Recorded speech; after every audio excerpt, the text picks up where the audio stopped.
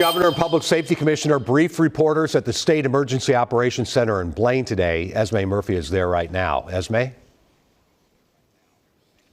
Well, Frank, in addition to expressing his anger and frustration that Minnesota is no longer part of this official investigation, the governor did offer pleas to both protesters and to President Trump. To the protesters, he said thank you for being peaceful, and he urged them to continue to be peaceful. He said what the Trump administration really wants is for protests to be out of control so the White House can send in even more federal forces to the state. I asked the governor if he had spoken to President Trump. He said he had not, but that he had spoken yesterday with Homeland Security Secretary Kristi Noem. Asked if he had anything he wanted to say to the president, the governor said this. I would ask him to de-escalate in the moment, to allow Minnesotans to back up and grieve, to allow this investigation to be played out by the rule of law. I said it again, I have not passed any judgment on this. And to please, whatever it is, leave Minnesota alone.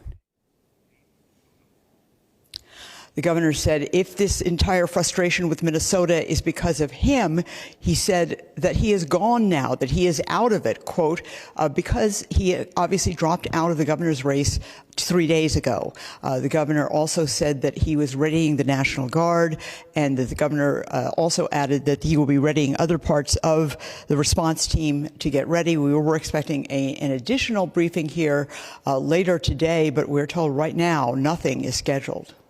Okay, and as regards the National Guard, I know yesterday it was be prepared. Today is, I guess, a more state of preparedness where they're actually staging now and would be able to deploy if needed. This is described to us as something that will make it quicker for the National Guard to get on the street if they're needed than it was 5 years ago after the George Floyd murder. They say that the National Guard are now sort of stationed in their stations all around the metro area, and they are ready to go if they are called, but they have not been called, and the governor has not deployed them. Okay, understood. Thanks for the update. Well, there's certainly a clear divide in response to the shooting. Local leaders are criticizing ICE and federal leaders are praising the agent involved. Vice President J.D. Vance says criticizing the agent who opened fire is preposterous. You people in the media, not everybody in this room, but many people in this room have been lying about this attack. Everybody who's been repeating the lie that this is some innocent woman who was out for a drive in Minneapolis when a law enforcement officer shot at her, you should be ashamed of yourselves. Vance accused the victim of being part of a broad left-wing network that uses domestic terrorism and said ICE agents have immunity from state prosecution.